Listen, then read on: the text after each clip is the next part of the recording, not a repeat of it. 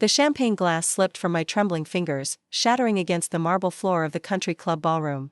300 guests turned to stare as my sister-in-law's voice cut through the silence like a blade. "Look everyone, the trash finally showed her true colors."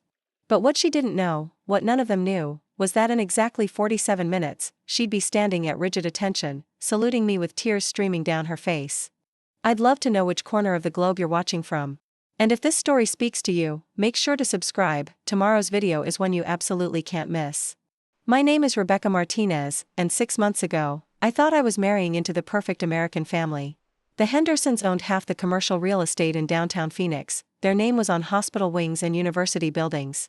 And they moved through society with the kind of effortless grace that money buys over generations. When I first met David Henderson at a coffee shop near Arizona State University, I was a grad student working 3 part-time jobs to afford textbooks. He was this charming guy who always ordered the same thing, large black coffee, no sugar, and somehow we started talking about everything from quantum physics to terrible reality TV shows. For 3 months, I had no idea his family owned the building we were sitting in. David was different from anyone I'd ever dated. He drove a modest Honda Civic, wore jeans with actual holes in them, and when he finally asked me out, he suggested we split a pizza at this dive place near campus. I fell for his laugh first, the way his eyes crinkled when he found something genuinely funny, not the practiced smile I'd later learned the Henderson men perfected at country club dinners. Our relationship developed in this beautiful bubble where my biggest worry was whether I could afford to go to the movies that weekend. David never mentioned money, never flashed credit cards or designer clothes. He worked as a research assistant in the university's engineering department and talked about his projects with the same passion I felt for my molecular biology studies. The bubble burst 6 months later when he brought me home for Sunday dinner. The Henderson estate sprawled across 15 acres in Paradise Valley, with a circular driveway that could accommodate 20 cars and a front door that belonged in a European castle. As we pulled up in David's beat-up Honda, I watched his shoulders tense in a way I'd never seen before.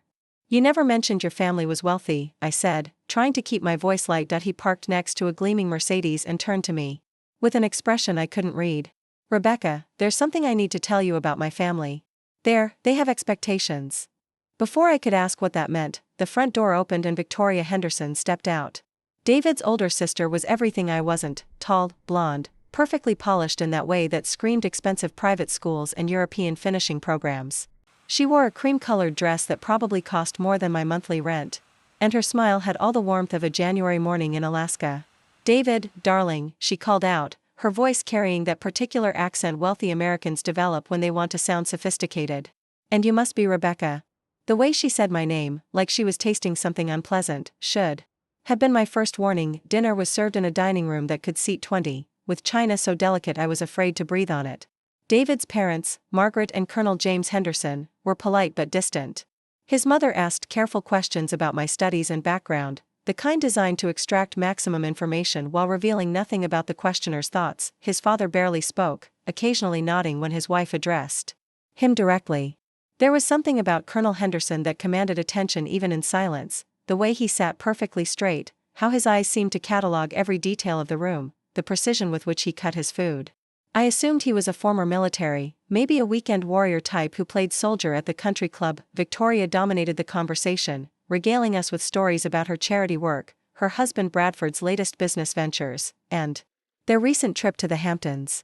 Every anecdote was carefully crafted to highlight their wealth, connections, and social standing.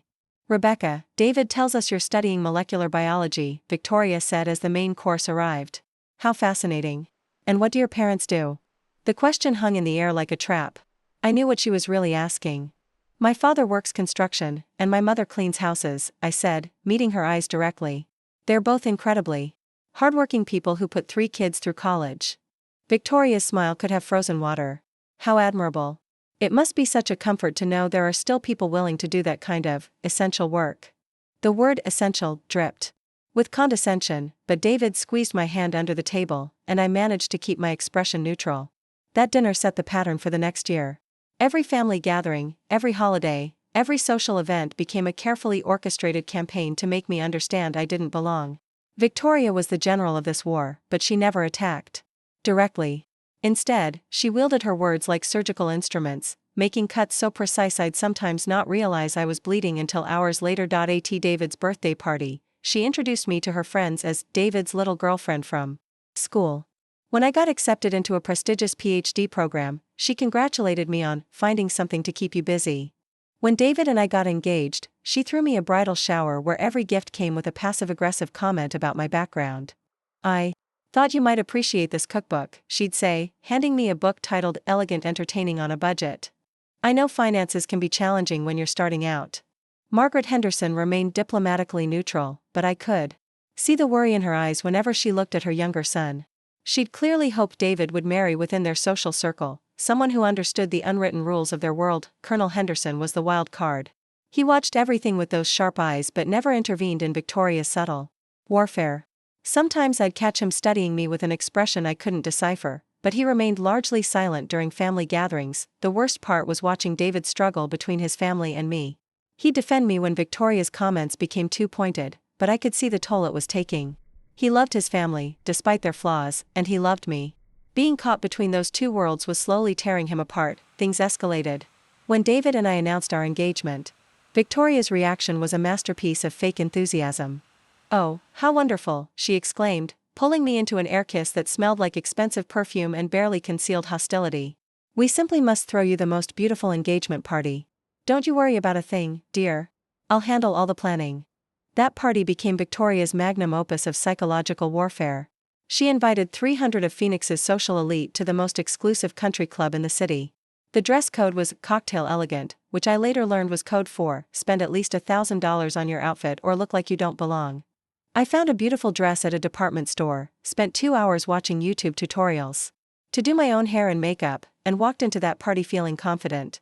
That confidence lasted exactly until I saw the other women in their designer gowns and professional styling. Victoria had seated me at a table with her closest friends, all of whom had known each other since childhood. They discussed vacation homes in Martha's Vineyard, charity galas I'd never heard of, and people who existed in their rarefied social atmosphere. Every attempt I made to join the conversation was met with polite smiles and subtle redirections back to topics I couldn't contribute to, but the real humiliation was still coming. As the evening progressed, Victoria stood to give a toast. She thanked everyone for coming to celebrate this special moment in our family's life, and spoke beautifully about David's accomplishments, his bright future, and how proud they all were of him. Then she turned to me. "And of course, we're so excited to welcome Rebecca into our family. It's wonderful to see David so happy, and we know that Rebecca will bring her own unique perspective to our traditions." The pause before perspective was perfectly timed, and the subtle emphasis made it clear what she really meant. I was the outsider who would never truly understand their world. I smiled and nodded, playing the gracious bride-to-be, but inside I was crumbling. This was supposed to be a celebration of David's and my love, but Victoria had turned it into a public reminder of my inadequacy. The breaking point came later that evening. The breaking point came when I excused myself to use the restroom. The country club's powder room was all marble and gold fixtures, with individual stalls that had floor-to-ceiling doors for maximum privacy. I was touching up my lipstick when I heard Victoria's voice from the lounge area just outside. "I honestly don't know what David is thinking," she was saying to someone. "The girl is sweet enough, I suppose, but she's so completely out of her depth. Did you see her trying to use the oyster fork during dinner? And that dress, Victoria? You're being harsh," another woman's voice replied. I recognized it as Patricia Morrison, wife of a prominent Phoenix developer. "She seems intelligent." "Intelligence isn't everything, Patricia. This isn't just about David marrying beneath his station, though that's certainly part of it. This is about family legacy, about understanding responsibility that comes with our name. Rebecca Martinez might have book smarts, but she has no idea what it means to be a Henderson." My hands were shaking as I gripped the marble counter. I wanted to march out there and confront her, but something kept me frozen in place. "Besides," Victoria continued, her voice dropping to a conspiratorial whisper, "Mother is beside herself with worry. We've built something here, Patricia. 3 generations of careful positioning, strategic marriages, philanthropic leadership. And now David wants to throw it all away for some scholarship girl who thinks molecular biology is more important than understanding how society actually works." A lot of love and effort went into bringing this story to life. If you're enjoying it, we'd be so grateful if you'd subscribe to our channel. Now, back to where we left off. What about Colonel Henderson? What does he think? There was a pause. And when Victoria spoke again, her tone was different, more cautious. "Daddy doesn't say much about it. You know how he is. But I can tell he's disappointed. He fought so hard to build this family's reputation, and now David's threatening to undermine everything with this infatuation." The word hit me like a Physical blow. After 18 months together, Victoria still saw our relationship as nothing more than David's temporary fascination with someone inappropriate. I waited until they left before emerging from the stall, my face burning with humiliation and anger.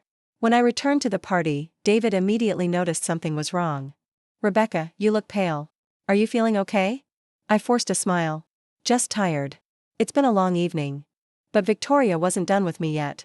As the night wound down, and guests began saying their goodbyes, she approached our table with Bradford, her husband, and a group of their closest friends. "Rebecca, darling," she said, her voice carrying across the now quieter room. "I hope you've enjoyed tonight. I know these kinds of events can be overwhelming when you're not used to them." The conversation around nearby tables began to quiet as people sensed drama unfolding. "It's been lovely," I replied carefully. "Thank you for organizing everything." "Of course. Though I have to say, I'm a bit concerned about the wedding planning. These things can be so complicated, especially when there are different expectations involved. I hope you understand that Henderson family weddings have certain traditions, certain standards that need to be maintained." David's jaw tightened. "Victoria, what are you trying to say?" "I'm simply suggesting that perhaps Rebecca might benefit from some guidance. Professional guidance. There are wedding planners who specialize in helping people navigate these kinds of cultural differences." The emphasis on cultural differences made it clear she wasn't talking about ethnicity, she was talking about class. And she was saying it loud enough for half the remaining guests to hear. "I think Rebecca is perfectly capable of planning our wedding," David said, his voice sharp with warning. "Oh, I'm sure she is," Victoria replied with that razor-sharp smile. "I just want everything to be perfect for you both. After all, this wedding will be quite the social event. The Henderson name carries certain expectations, and I'd hate for there to be any embarrassing misunderstandings." Something inside me snapped. 18 months of careful politeness, of swallowing insults and ignoring condescension, of watching David torn between his family and me, it all crystallized into a moment of perfect clarity. "Victoria," I said, standing up slowly. My voice was calm, but every person within earshot could hear me clearly. "I appreciate your concern, but I think you're confused about something important." Her perfectly sculpted eyebrows rose slightly. "Oh? You seem to think that marrying into your family means I need to apologize for who I am, where I come from, or what I've accomplished. You've spent over a year trying to make me feel small, inadequate, and unworthy of your brother. But here's what you don't understand, I'm not marrying your family. I'm marrying David. And David fell in love with exactly who I am." The room had gone completely silent now. Even the staff had stopped moving, sensing the tension crackling through the air. Victoria's mask slipped for just a moment, revealing something cold and calculating underneath. "Rebecca, I think you're misunderstanding." "No, I understand perfectly. You think breeding and bank accounts make someone valuable. But I've earned everything I have through merit, hard work, and determination. I don't need your approval, your guidance, or your condescending tolerance. What I need is for you to decide whether you want to be part of your brother's happiness or continue being an obstacle to it." Bradford stepped forward, his face flushed with anger. "Now see here, you can't speak to my wife that way, Bradford." "It's fine," Victoria said, but her voice had lost its honey coating. "Rebecca is just feeling overwhelmed. These kinds of social situations can be very stressful for people who aren't accustomed to them." That's when I made my fatal mistake. In my anger and hurt, I said the words that would haunt me for the next 3 months. "You know what, Victoria? You're right. I'm not accustomed to being around people who use their wealth as a weapon and their social position as an excuse for cruelty. If that's what being a Henderson means, maybe David and I should reconsider this whole thing." The gasp that went through the room was audible. David's face went white, and I immediately realized what I'd just done. In my anger at Victoria, I'd just publicly questioned my engagement to David in front of 300 people. Victoria's smile returned, but now it was triumphant. "Well," she said softly, "I think that settles things quite clearly, doesn't it?" David stood up, his jaw working furiously. "Rebecca, let's go. Now." The drive home was silent except for the sound of my quiet crying. David's hands gripped the steering wheel so tightly his knuckles were white, and I could see the muscle in his jaw jumping as he fought to control his temper. When we finally reached my apartment, he turned off the engine but didn't move to get out. "Rebecca," he said finally, his voice strained. "What just happened back there?" "I'm sorry," I whispered. "I didn't mean what I said about reconsidering. I was just so angry, and she's been so awful. I know she has. God, I know Victoria can be impossible. But publicly questioning our engagement? In front of my entire family's social circle? Do you have any idea what you just did?" The weight of my mistake was crushing. "David, I'm sorry. I lost my temper. She was being so condescending, and I heard her talking about me in the bathroom, calling our relationship an infatuation. She said that? His voice was sharp with anger, but I couldn't tell if it was directed at Victoria or me. She said I was threatening to undermine everything your family built, that I didn't understand what it means to be a Henderson.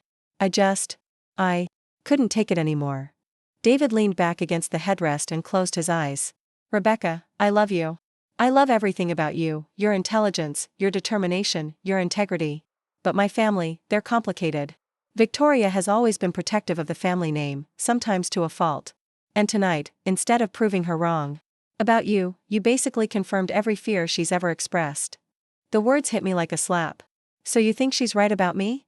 No, that's not what I'm saying. But there are ways to handle family politics, and publicly humiliating my sister wasn't one of them. Now she's going to spend the next month telling everyone who'll listen that you're unstable, that you don't understand our world, that I'm making a mistake. Maybe she's right, I said quietly. Maybe I don't understand your world. Don't. His voice was sharp. Don't let her get in your head like that. We can fix this, but you have to trust me to handle my family my way. But the damage was already done. Over the next week, my phone rang constantly with well-meaning friends calling to ask if David and I were really calling off the wedding. The society pages ran a small item about tension at the Henderson engagement party. Victoria's friends began circulating stories about my outburst that grew more dramatic with each telling. David tried to manage the fallout, but I could see the stress wearing on him. He was working longer hours, taking calls from family members, and spending his evenings trying to reassure everyone that our wedding was still on track. The final blow came 3 weeks later, at Margaret Henderson's annual charity luncheon. Margaret Henderson's annual charity luncheon was the social event of the spring season in Phoenix. Held at the exclusive Desert Mountain Club, it raised money for children's literacy programs and attracted every prominent family in the city. The invitation had arrived at my apartment with a handwritten note from Margaret. Rebecca, I do hope you'll join us. It would mean a great deal to me. David encouraged me to attend, seeing it as an opportunity to repair some of the damage from the engagement party. My mother is extending an olive branch, he said. This is your chance to show everyone that you belong in this family. I should have known it was a trap. The luncheon was held in the club's main dining room, overlooking the golf course with Camelback Mountain rising majestically in the background. Round tables draped in crisp white linens filled the space, each centerpiece a carefully arranged bouquet of spring flowers that probably cost more than most people's weekly groceries. I arrived early, wearing a navy blue dress that I'd spent weeks shopping for, conservative, elegant, and expensive enough to meet the unspoken dress code. Margaret greeted me warmly at the entrance, her smile genuine as she introduced me to the other committee members. Ladies, I'd like you to meet Rebecca Martinez, David's fiancée. Rebecca is completing her PhD in molecular biology at ASU. The women smiled politely and made appropriate small talk about my studies, but I could feel them cataloging every detail of my appearance, my accent, my mannerisms.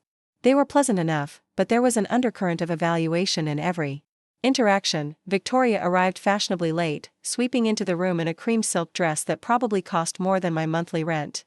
She made her rounds, air-kissing friends and accepting compliments on her outfit with practiced grace. When she finally reached our table, her greeting was sugar-sweet and absolutely venomous. Rebecca, how lovely that you decided to join us. I wasn't sure if charity luncheons were really your scene. Before I could respond, Margaret called for everyone's attention. The program began with speeches about the Literacy Foundation, presentations from grateful teachers, and a video featuring children reading books purchased with funds from previous year's events. I found myself genuinely moved by the cause. Growing up in a working-class family, I understood the importance of educational opportunities. When Margaret asked for volunteers to help with reading programs in underserved schools, I immediately raised my hand. That's when Victoria struck. How wonderful that you want to volunteer, Rebecca, she said, her voice carrying clearly across our table. Though I wonder if you've considered whether you're really the right fit for this particular program. The conversation around nearby tables began to quiet, just as it had at the engagement party. I felt that familiar knot forming in my stomach. What do you mean? I asked carefully. Well, these programs work with some very disadvantaged children from very rough neighborhoods. The volunteers need to understand how to relate to families dealing with poverty, language barriers, educational gaps. It requires a certain sensitivity to cultural differences. The implication was clear. She was suggesting that despite my own working-class background, I wouldn't be able to relate to underprivileged families because I was trying too hard to fit into upper-class society. Margaret looked uncomfortable. Victoria, I'm sure Rebecca would be wonderful with the children. Oh, I'm not questioning her intentions, Victoria continued with that razor-sharp smile. I'm just thinking about practical considerations. Rebecca is so busy with her studies, and then there's wedding planning, and of course adjusting to David's lifestyle. Adding volunteer work to that might be overwhelming. We wouldn't want her to overcommit and then have to back out later. She was boxing me in perfectly. If I insisted on volunteering, I'd look pushy and overambitious. If I backed down, I'd confirm her narrative that I was unsuited for Henderson family responsibilities. I think I can manage my time effectively, I said, keeping my voice level. Of course you can, dear. But these families need consistency.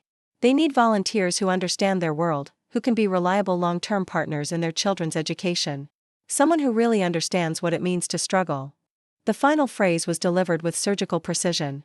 She was simultaneously questioning my commitment and suggesting that my attempts to fit into their social circle had somehow disconnected me from my own roots. Patricia Morrison, who had defended me weeks earlier, now shifted uncomfortably in her seat. Other women at nearby tables were watching the exchange with barely concealed fascination. Victoria, Margaret said firmly, I think you're overthinking this. Any volunteer who cares about children's literacy is welcome in our program. But Victoria wasn't finished. You're absolutely right, Mother. And Rebecca clearly cares. I just want to make sure she's thought this through completely. After all, we wouldn't want any misunderstandings about expectations or commitment levels. The word misunderstandings hung in the air like a loaded weapon. Everyone in earshot knew she was referencing my outburst at the engagement party. I felt heat rising in my cheeks, but before I could respond, a new voice cut through the tension. What seems to be the problem here? Colonel Henderson had appeared beside our table, seemingly out of nowhere. He'd been seated across the room with some other men, but somehow he'd materialized just as the conversation reached its peak tension. For the first time since I'd known her, Victoria looked genuinely flustered. Daddy, we were just discussing volunteer opportunities. Rebecca expressed interest in the reading program. His steel-gray eyes moved from Victoria to me, studying my face with that same unreadable expression I'd seen at family dinners. And I was just making sure she understood the commitment involved, Victoria said, but her voice had lost its confidence. I see. Colonel Henderson pulled out the empty chair next to me and sat down, his movements precise and controlled. Rebecca, tell me about your interest in this program. There was something in his tone, not hostile, but commanding attention, that made everyone at the table sit up straighter. Even Victoria seemed to shrink slightly in her chair. I think education is one of the most powerful tools for breaking cycles of poverty, I said, surprised by how steady my voice sounded. I've seen firsthand how access to books and reading support can change a child's entire trajectory. My youngest brother struggled with reading until a volunteer tutor helped him discover graphic novels. Now he's studying computer science on a full scholarship. Colonel Henderson nodded slowly. And you believe you're qualified to provide that kind of support? I believe I understand what these families are facing in ways that many volunteers might not. I've been that kid who couldn't afford new books, whose parents worked multiple jobs and couldn't help with homework. But I also believe that where you come from doesn't limit where you can go. Something shifted in his expression, though it was subtle enough that I might have imagined it. Victoria, he said, turning to his daughter with a tone that made her straighten like a soldier at attention. Do you have concerns about Rebecca's qualifications for volunteer work? No, Daddy. Of course not. I was just, because it seems to me that someone with Rebecca's background and educational achievements would be uniquely qualified to mentor children from similar circumstances. The rebuke was gentle but unmistakable. Victoria's face flushed pink, and for the first time in the 18 months I'd known her, she looked genuinely speechless. In fact, Colonel Henderson continued, I think Rebecca's involvement would be an asset to the program. Margaret, please make sure Rebecca gets connected with the volunteer coordinator. Of course, James, Margaret said quickly. I'll have Susan call her this week. The tension at the table was palpable, but it had shifted completely. Victoria sat frozen in her chair, clearly struggling to process being publicly corrected by her father. The other women at nearby tables had witnessed the entire exchange, and word would spread through their social circle within hours, but Colonel Henderson wasn't done. He turned back to me with an expression that might have been approval. Rebecca, I'd like to speak with you privately after the luncheon, if you don't mind. There are some things about this family that I think you should understand. My heart hammered in my chest. Was this the moment he'd tell me I wasn't suitable for his son? Had I finally pushed the Henderson family too far? Of course, Colonel Henderson. I managed to say. He stood up with the same military precision he displayed when sitting down. Excellent. I'll meet you in the club library in 30 minutes. As he walked away, Victoria's composure finally cracked. Her hands were shaking as she reached for her water glass, and when she looked at me, there was something I'd never seen in her eyes before: uncertainty. The rest of the luncheon passed in a blur of polite conversation and forced smiles. When the event finally ended, I made my way to the club library with my stomach in knots, preparing for what I was certain would be the conversation that ended my relationship with David, but I had no idea that everything I thought I knew about the Henderson family was about to change forever. The Desert Mountain Club Library was a sanctuary of dark wood paneling and leather-bound books that stretched from floor to ceiling. Afternoon sunlight streamed through tall windows, casting golden rectangles across Persian rugs that were probably worth more than my car. I found Colonel Henderson standing with his back to me, studying a display case filled with military memorabilia. "Rebecca," he said without turning around. "Thank you for coming. Please, have a seat." I settled into one of the wingback chairs facing his position, my hands folded in my lap to hide their trembling. He remained at the display case for another moment before finally turning to face me. Up close, away from the family dinners and social events, Colonel Henderson looked different. The careful politeness was gone, replaced by something more direct and assessing. His posture was ramrod straight, his gray eyes sharp and intelligent, and there was an air of command about him that I'd never fully noticed before. "Do you know what these are?" he asked, gesturing to the items in the display case. I stood and moved closer. The case contained various military medals, insignia, and what appeared to be historical documents. "Military decorations, sir?" "Some of them, yes. This particular collection belonged to General Robert Morrison, who helped establish this club in 1954. He served in World War II, Korea, and the early years of Vietnam." He paused, studying my face. "Tell me, Rebecca, what do you know about my military service?" The question caught me off guard. Honestly, sir, I assumed you'd served, but the family doesn't really talk about it much. I thought maybe you were retired military, but I wasn't sure of your rank or where you served." Something that might have been amusement flickered across his features. "That's because I asked them not to discuss it. In this family, we've always maintained a separation between my professional life and our social position. There are reasons for that, which I'll explain." He moved to the chair across from mine, his movements precise and controlled. When he sat, it was with perfect posture, hands placed exactly on the armrests. "Rebecca, I've been watching you for the past 18 months. Watching how you interact with my family, how you handle Victoria's particular brand of social warfare, how you support my son. I've seen your character tested repeatedly, and I've been impressed by your resilience." I felt a flutter of hope, but his serious expression kept me cautious. "Thank you, sir. However," he continued, "I've also seen you struggle to find your place in our family dynamic. Part of that is Victoria's doing. She's appointed herself the guardian of Henderson family standards, sometimes to an unfortunate degree. But part of it is because you don't understand the full picture of who we are." He leaned forward slightly, his eyes never leaving mine. "Rebecca, I didn't retire from the military as a colonel. That was my rank 20 years ago. I continued serving, continued advancing, and when I finally retired 5 years ago, I held the rank of 4-star general. I commanded the United States Southern Command, overseeing military operations across Latin America and the Caribbean." The words hit me like a physical blow. 4-star general. There were fewer than 40 active 4-star generals in the entire U.S. military at any given time. I was looking at a man who had commanded hundreds of thousands of soldiers, who had advised presidents on national security matters, who had been one of the most powerful military leaders in the world. "Sir, I had no idea. Very few people do. When I retired, Margaret and I made a conscious decision to keep my full military background private in social settings. We wanted our children to build their own identities, their own relationships, without the weight of my reputation influencing every interaction." My mind was reeling. "But why are you telling me this now?" His expression softened slightly. "Because I think you deserve to understand the context of what you're marrying into. And because I believe you have the strength and character to handle this information appropriately." He stood and walked back to the display case, his hands clasped behind his back. "My military career took me all over the world, Rebecca.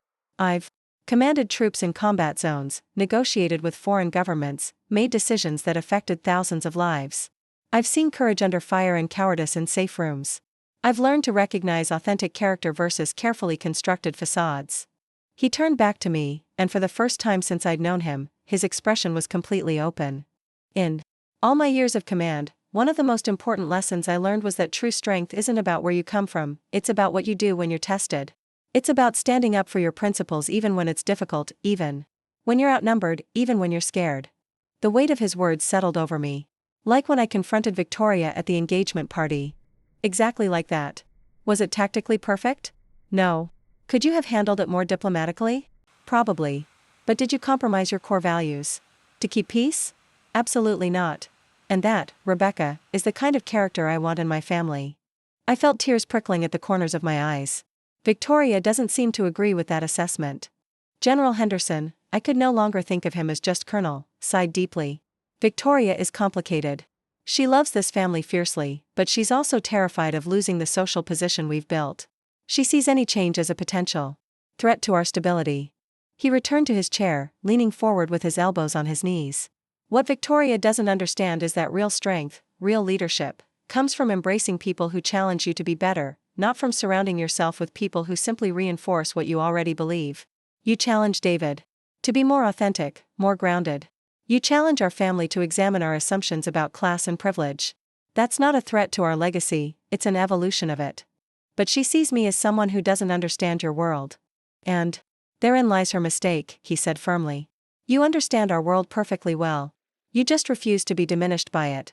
There's a difference between adapting to new circumstances and sacrificing your identity. Victoria has never learned to make that distinction. He was quiet for a moment, seemingly weighing his next words carefully. Rebecca, I'm going to share something with you that I've never told my children. During my final deployment, I commanded a joint operation with several Allied forces. One of my key liaisons was a young officer from a working-class background. First in his family to attend college, let alone serve as an officer. Some of the other commanders questioned his credentials, his ability to fit in with the international leadership team. General Henderson's eyes grew distant, remembering. That young officer became one of the most effective leaders I ever worked with. He understood the enlisted soldiers better than anyone because he'd been where they were. He could communicate across cultural barriers because he hadn't forgotten his roots. And when the operation got complicated, and it did get very complicated, he was the one who found solutions that the more traditionally credentialed officers had missed. He focused on me again. Do you know what the difference was between him and the officers who doubted him?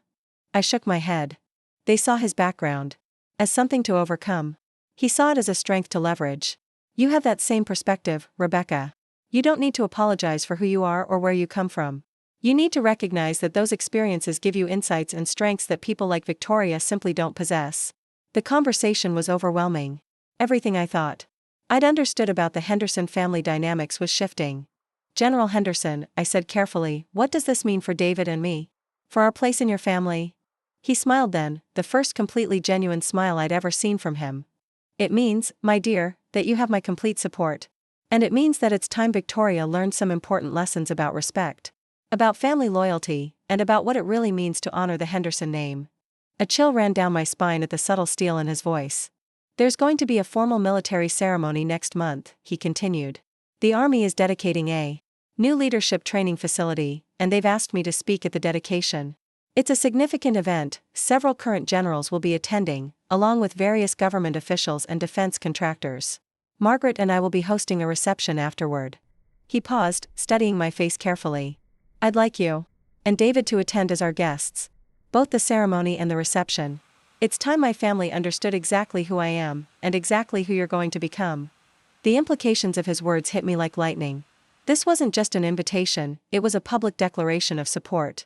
And if Victoria wanted to continue her campaign against me, she was about to discover that she'd seriously underestimated her opponent. Thank you, sir, I managed to say. I'd be honored to attend. General Henderson stood, extending his hand to shake mine. His grip was firm, his gaze direct. Rebecca, welcome to the family. The real family. I think you're going to fit in perfectly. As I left the library, my mind was spinning with everything that had just transpired. I had no idea how Victoria would react when she discovered her father's true opinion of me, but I had a feeling the next few weeks were going to be very interesting indeed. The 3 weeks following my conversation with General Henderson passed in a strange state of suspended tension. David noticed the change in my demeanor immediately. I was calmer, more confident, no longer flinching at Victoria's barbed comments during family dinners. When he asked what had shifted, I simply told him his father and I had reached an understanding. Victoria, meanwhile, seemed to sense that something had changed in the family dynamics, though she couldn't pinpoint exactly what. Her attacks became more frequent but also more desperate, as if she was trying to provoke me back into the kind of public outburst that had served her so well at the engagement party. The invitation to the military ceremony arrived on heavy cream cardstock with gold embossing. General James R. Henderson, Ret. And Mrs. Margaret Henderson request the honor of your presence at the dedication of the Henderson Leadership Institute, Fort Campbell, Kentucky. Below that, in smaller text, reception to follow at the Officers Club. David stared at the invitation in confusion. Henderson Leadership Institute? When did Dad get a military facility named after him? I kept my expression carefully neutral. Maybe you should ask him about it. When David brought it up at our next family dinner, General Henderson's response was characteristically brief: it's a training facility for junior officers. They decided to name it after my service record. Nothing particularly noteworthy. But I caught the look that passed between General and Margaret Henderson, a look that spoke of shared pride and accomplishments that David and Victoria clearly knew nothing about. Victoria's response was telling. How exciting, Daddy. I'm sure it will be a lovely ceremony. Though I hope it won't be too military. You know how uncomfortable those kinds of events can be for civilians. The condescension in her voice was unmistakable. She was already preparing to treat the ceremony as another social obligation, another opportunity to demonstrate her supposed sophistication compared to my presumed discomfort with formal military protocol. General Henderson's eyes met mine across the table, and I saw the faintest hint of a smile. I think you'll find it quite educational, Victoria. All of you. The ceremony was scheduled for a Saturday in late May. David and I flew to Nashville and drove to Fort Campbell, where we were met by a military escort who treated General Henderson with a level of deference that should have been David's first clue that his father was more than just a retired colonel. The base itself was impressive, sprawling and meticulously maintained, with soldiers moving with purpose across manicured grounds. Our escort, a young captain named Williams, spoke about General Henderson in tones of near reverence. Sir, it's an honor to have you back on base, Captain Williams said as we approached the ceremony site. The men and women here still talk about your leadership principles. The Henderson Doctrine is required reading in our leadership courses. David's eyebrows shot up. The Henderson Doctrine? Yes, sir. Your father's strategic framework for adaptive leadership under pressure. It's considered a foundational text for modern military command structure. I watched David process this information. Seeing him realize that his father's military career had been far more significant than he'd ever understood, the ceremony itself was magnificent. A platform had been erected in front of the new Leadership Institute building, with rows of chairs arranged for several hundred attendees. As we took our seats in the front row reserved for family, I could see Victoria scanning the crowd with growing unease. The attendees weren't just soldiers. There were men and women in expensive suits who carried themselves with the confidence of defense contractors and government officials. There were other generals, their chests heavy with ribbons and decorations. There were foreign military attaches in dress uniforms representing allied nations. David, Victoria whispered, leaning across me to speak to her brother. Who are all these people? Before David could respond, the ceremony began. A current 4-star general took the podium to introduce the speaker, and his words made Victoria's face go progressively paler. Ladies and gentlemen, it is my honor to introduce a man whose service to our nation spans 4 decades, whose strategic vision shaped military doctrine across 3 different conflicts, and whose leadership philosophy continues to guide officers at every level of command. General James R. Henderson served with distinction in operations across Central America, the Middle East, and Southeast Asia. As commander of U.S. Southern Command, he oversaw military cooperation and security initiatives across 31 countries. The introduction continued for 5 full minutes, detailing accomplishments that painted a picture of a military leader of historic significance. I watched Victoria's expression transform from confusion to shock to something approaching panic as she realized the magnitude of what she'd never bothered to understand about her own father. When General Henderson took the podium, the crowd rose in a standing ovation that lasted nearly 2 minutes. He stood perfectly straight in his dress uniform, every ribbon and decoration perfectly placed, radiating the kind of command presence that could only come from decades of leading others in life or death situations. His speech was masterful, part military history, part leadership philosophy, part call to action for the next generation of officers. He spoke about the importance of moral courage, about leading with integrity regardless of personal cost, about the responsibility that comes with command. True leadership, he said, his voice carrying clearly across the assembled crowd, is not about maintaining the status quo or protecting your own position. True leadership is about recognizing excellence wherever you find it, developing potential in unexpected places, and having the courage to challenge systems that no longer serve their intended purpose. As he spoke, his eyes found mine in the crowd, and I understood that while his words were meant for the military officers in the audience, they were also meant for his family. The greatest leaders I've had the privilege to serve with came from all backgrounds, all social classes, all walks of life. What united them wasn't their pedigree, it was their character, their willingness to sacrifice for others, their commitment to principles over convenience. Victoria was sitting absolutely still, her face a mask of carefully controlled emotion. But I could see her hands trembling slightly in her lap. The ceremony concluded with the unveiling of the Henderson Leadership Institute plaque and a final round of thunderous applause. As the crowd began to disperse toward the reception, I noticed several high-ranking officers approaching our family group. "General Henderson," said a woman wearing the stars of a brigadier general, "I wanted to thank you personally for your mentorship during my time at the Pentagon. Your guidance was instrumental in my promotion to flag rank." She turned to our group with a warm smile. "You must be very proud of your father's legacy. His impact on military leadership development is immeasurable." David managed to stammer out appropriate responses, but Victoria looked like she was going to be sick. The woman was followed by a succession of other officers, defense officials, and foreign military representatives, all eager to pay their respects to General Henderson and meet his family. At the reception, the dynamic became even more pronounced. General Henderson moved through the crowd like the dignitary he was, introducing his family to senators, defense contractors, and military leaders whose names I recognized from news coverage of international affairs.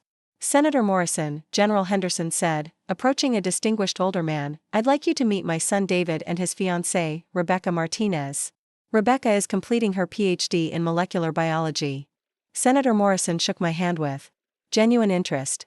"Molecular biology? Fascinating field. We're always looking for bright minds to consult on biodefense initiatives. Here's my card, I'd love to discuss some research opportunities with you." This pattern repeated throughout the evening. General Henderson introduced me not as David's fiancée who needed to be tolerated, but as an accomplished professional whose expertise was valued. Military researchers wanted to discuss my academic work. Defense contractors asked about potential collaboration opportunities.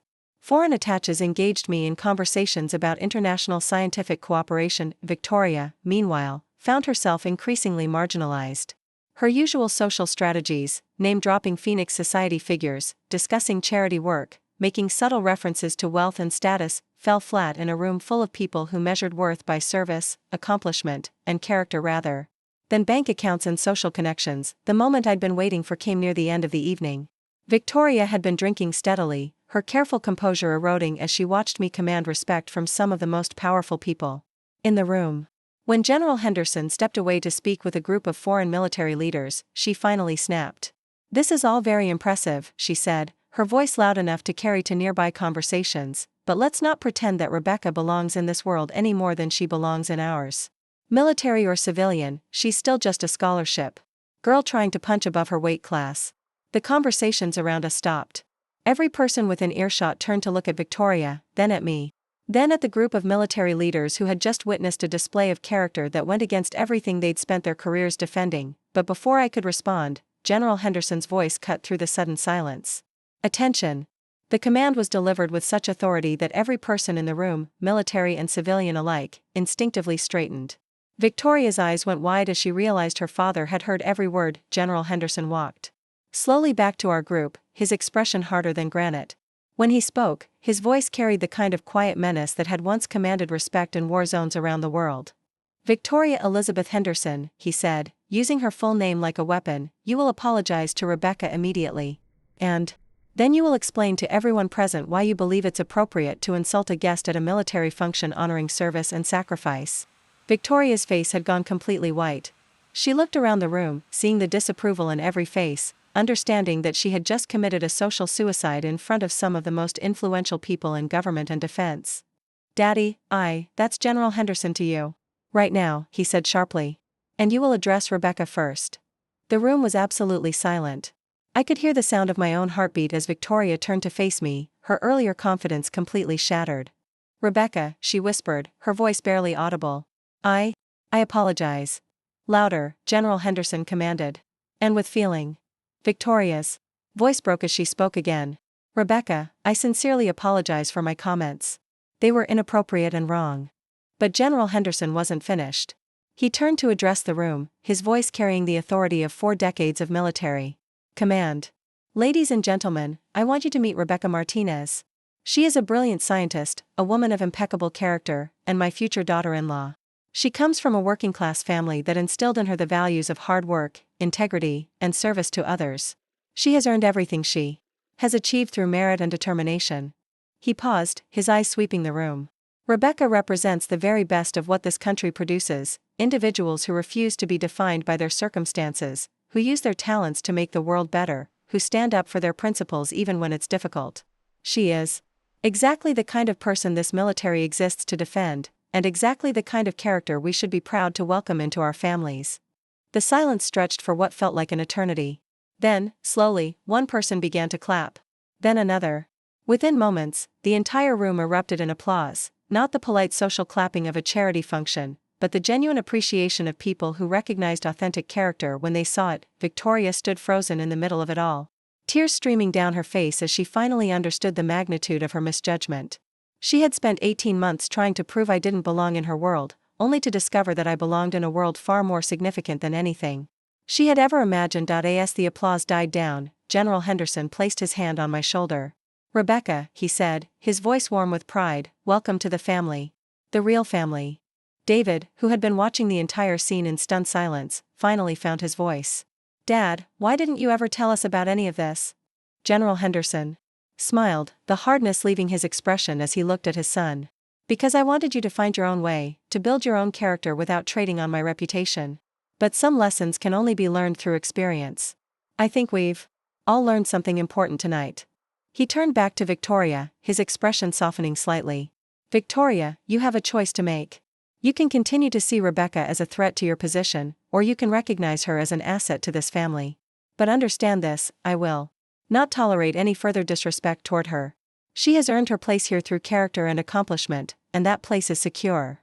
Victoria nodded mutely, still crying, finally understanding that everything she thought she knew about power, status, and belonging had been wrong. As the evening wound down, I found myself surrounded by business cards, research opportunities, and invitations to events that would have been unimaginable just hours earlier. But more importantly, I had something I'd been seeking for 18 months, genuine acceptance from the man whose opinion mattered most in the Henderson family. Walking back to our hotel that night, David took my hand and squeezed it tightly. "I'm sorry," he said quietly. "I'm sorry I didn't stand up to Victoria sooner. I'm sorry I didn't understand what you were going through. And I'm sorry I never really knew my own father." I squeezed his hand back. We all learned something tonight. Even Victoria. And that was true. Victoria's public humiliation had been complete, but it had also been educational. She had finally learned that real power doesn't come from social position or inherited wealth, it comes from character, accomplishment, and the respect of people who matter. The woman who had spent 18 months calling me trash had been forced to salute everything I represented.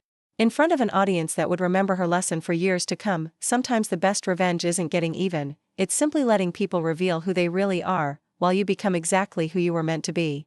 Looking for more? We've got 2 amazing stories ready for you right on screen. If this one touched you, these are absolutely worth your time. Click to watch them now. And hey, subscribe and hit that bell to never miss our latest uploads.